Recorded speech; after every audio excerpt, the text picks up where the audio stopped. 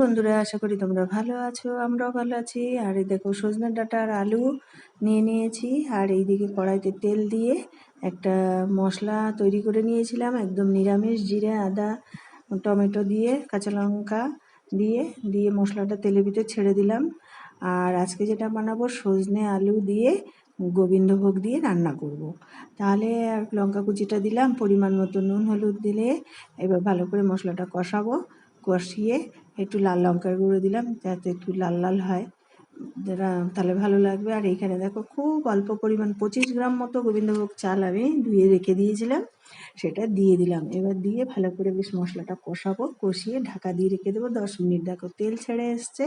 এর ভিতরে আমি এই সজনে ডাঁটা আলুটা আমি একটু নুন দিয়ে আগে ভাপ দিয়ে রেখেছিলাম, সেটা ছেড়ে দিলাম। দিয়ে ভালো করে বেশ নাড়াচাড়া করেছি। আর এই যে সজনে ডাঁটা আমি সিদ্ধ করেছি, জলটা কিন্তু আমি ফেলিনি, কেন এই জলটার ভিতরে তো ভিটামিন আছে। তাই এই জলটাই আবার উপর থেকে আমি ঢেলে দিলাম।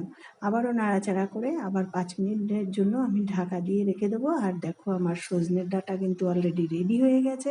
এবার উপর থেকে আমি বড় চামচের 1 চামচ বাটার দিয়ে নাড়াচাড়া করে নামিয়ে নিলেই রেডি গোবিন্দভোগ দিয়ে বা সজনের ডাঁটা।